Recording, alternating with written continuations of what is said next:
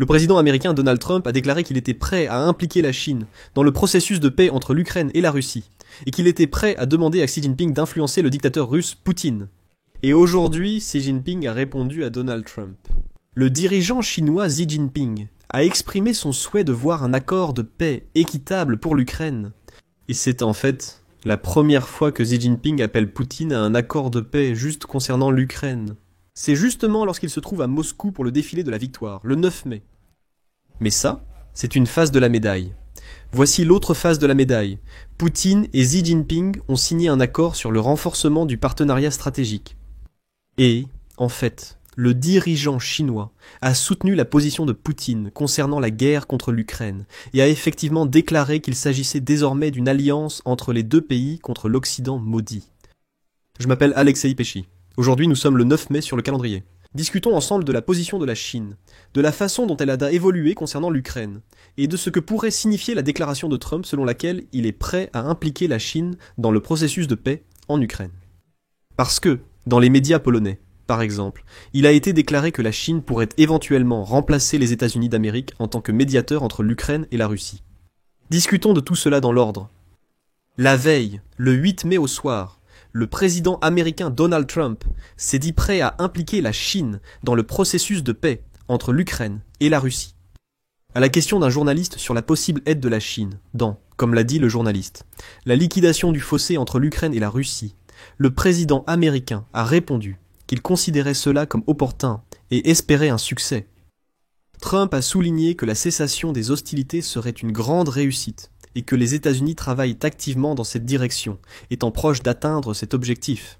Si nous pouvons mettre fin aux hostilités, ce sera une grande réussite.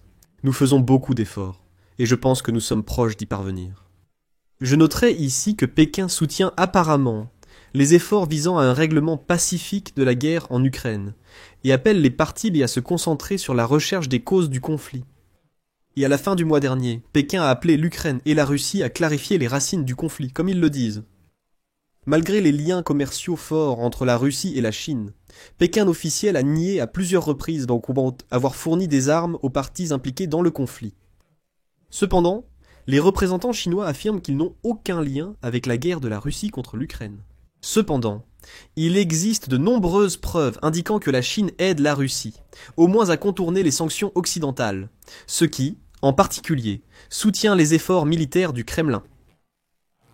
Et ici, avant de passer à la réaction de Xi Jinping, qui a aujourd'hui répondu en fait à Donald Trump, je veux citer les paroles du chef de la diplomatie polonaise, Sikorski, qui a déclaré que si jamais les efforts des États-Unis pour servir de médiateur dans la cessation de la guerre entre l'Ukraine et la Russie échouaient, il y a d'autres pays qui peuvent également jouer un rôle de médiateur, et en premier lieu, c'est la Chine.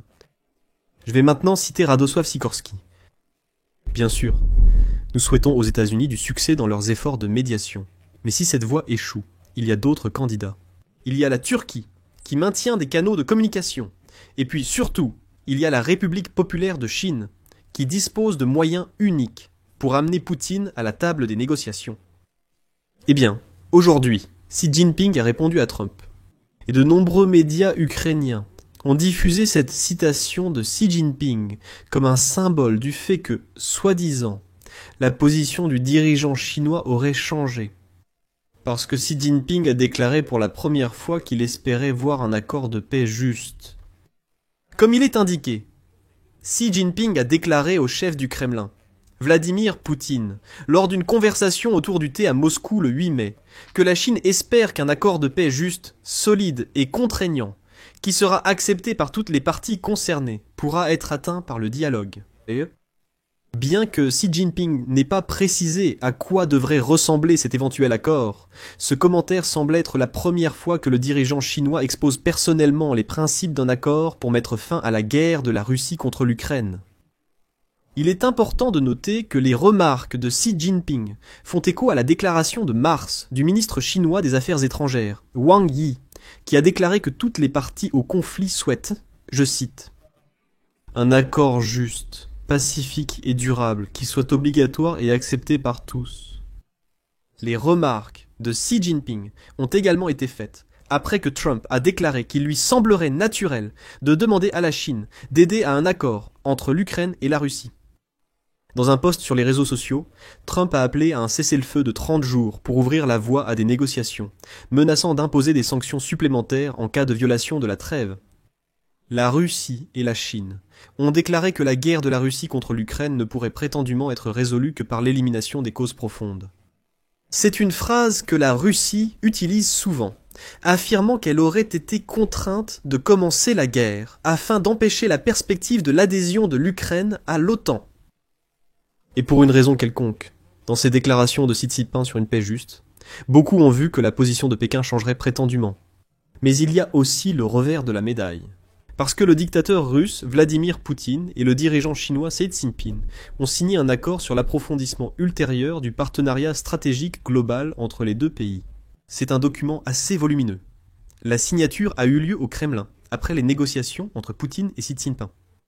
Et dans son discours après les négociations avec Xi Jinping, Poutine a déclaré que les relations russo-chinoises sont autosuffisantes et que les deux parties continueront d'augmenter la part de leur monnaie nationale, utilisée dans les règlements mutuels. La Chine est le plus grand partenaire commercial de la Russie et a apporté à Moscou un soutien économique qui l'a aidé à faire face aux sanctions occidentales. Lors de sa visite à Moscou, le chef de la Chine Xi Jinping a exprimé son soutien à la Russie, qualifié Poutine d'allié dans la construction d'un nouvel ordre mondial et confirmé une position commune sur la guerre en Ukraine. Dans une déclaration conjointe après les négociations, les dirigeants de la Chine et de la Russie ont souligné que le conflit en Ukraine ne peut être résolu qu'en éliminant ses causes profondes.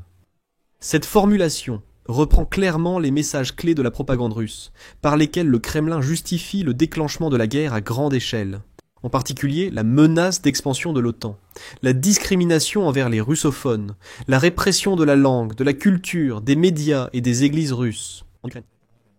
Eh bien, tout ce que nous avons entendu au cours de ces nombreuses dernières années, et la participation de Xi Jinping, ainsi que la déclaration conjointe qui aligne la position de la Chine sur la vision russe de la guerre, apportent un soutien important à Poutine, sous pression des États-Unis réclamant la fin de la guerre.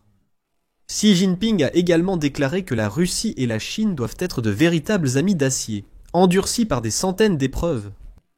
De plus, Xi Jinping et Poutine ont promis de renforcer la coordination dans tous les domaines, notamment militaires. Et je cite, « s'opposer résolument à la politique de Washington visant à contenir à la fois la Chine et la Russie ». Xi Jinping et Poutine ont également confirmé leur intention de contrôler personnellement les axes clés de la coopération, de favoriser la croissance des volumes du commerce et des investissements d'ici 2030. C'est pourquoi il semble que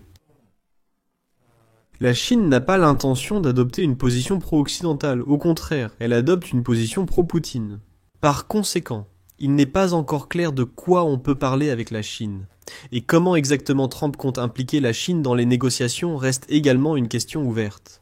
En fait, en ce moment, Poutine et Xi Jinping lancent un défi à Donald Trump, qui, excusez-moi, a consacré les 100 premiers jours de sa présidence à essayer d'apaiser Poutine.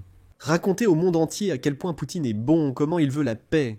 Il raconte que c'est Zelensky qui fait échouer les négociations, que c'est l'Ukraine qui ne veut pas la paix, que l'Ukraine n'aurait même pas dû, comme il le disait, commencer cette guerre. Parce que la Russie est bien plus vaste et puissante.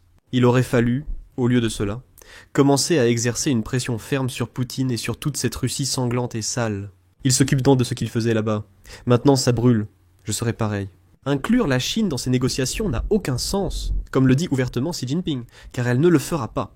Nous sommes aussi du côté de la Russie, nous soutenons la Russie. Nous disons qu'il faut éliminer les causes profondes de cette guerre, et par conséquent, maintenant Poutine va devenir plus audacieux et dire que la Chine est de son côté. Pour finir, je voudrais noter que Poutine s'est un peu relâché ces derniers temps. Apparemment, ils ont eu une conversation intéressante là-bas avec Xi Jinping, parce que dans son discours lors du défilé de la victoire à Moscou le 9 mai, Poutine n'a pratiquement pas mentionné la guerre à grande échelle en Ukraine, qui dure depuis 4 ans, et s'est abstenu de menacer les pays occidentaux. Dans un discours d'environ 10 minutes, il a principalement parlé des exploits des participants, comme ils appellent cela, à la grande guerre patriotique, qui, selon Poutine, nous ont légué la défense de la patrie, l'unité, la ferme défense de nos intérêts nationaux et de nos valeurs traditionnelles. Poutine a déclaré que tous les Russes soutiennent les participants, comme il les appelle, et il affirme que ses participants continuent prétendument la lutte. Une citation sur les exactions commises par les partisans du nazisme, de la russophobie et de l'antisémitisme. Voilà comment, selon lui, se manifeste l'antisémitisme en Ukraine, contre lequel Poutine lutte actuellement. Voici ce qui est important, si vous ne le saviez pas. Dans ses discours précédents du 9 mai, Poutine parlait beaucoup plus de la guerre en Ukraine. En 2022, par exemple, il a consacré presque la moitié de son discours à ce sujet. À ce moment-là, il justifiait le début de l'invasion, soulignant que cette décision était forcée, contrainte et la seule correcte. À ce moment-là, Poutine déclarait que ses soldats combattaient pour éradiquer dans le monde les bourreaux, les punitifs et les nazis. Lors du défilé en 2023, Poutine a de nouveau mentionné ses participants, aux côtés des vétérans de la Seconde Guerre mondiale. Et il a alors dit, je cite, « C'est sur vous que repose aujourd'hui la sécurité du pays. C'est de vous que dépend l'avenir de notre souveraineté et de notre peuple. » En 2024, il a également consacré plus de temps à la guerre contre l'Ukraine.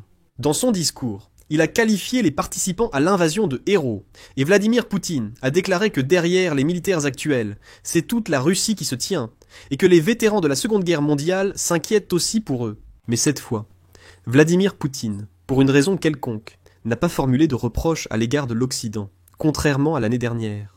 Quand, souvenez-vous, en 2024, Vladimir Poutine menaçait les ennemis occidentaux avec des armes nucléaires, et le 9 mai 2024, Vladimir Poutine avertissait que les forces stratégiques russes étaient toujours en état d'alerte, et il accusait également les élites occidentales de revanchisme et de déformation de l'histoire, dans le but de justifier les actuels partisans des nazis. De plus, en 2024, il a déclaré que l'Occident attisait les conflits régionaux. Cette année, Vladimir Poutine n'a plus proféré de telles menaces. Il ne menace plus l'Occident. Concernant la guerre en Ukraine, il en a beaucoup moins parlé que les années précédentes, suggérant un changement de position. Mais il ne faut pas se faire d'illusions inutiles. En général, ici je mets « Donnez votre avis, vos conclusions dans les commentaires sous cette vidéo. Abonnez-vous à la chaîne, cliquez sur la cloche et n'oubliez pas de mettre un like. »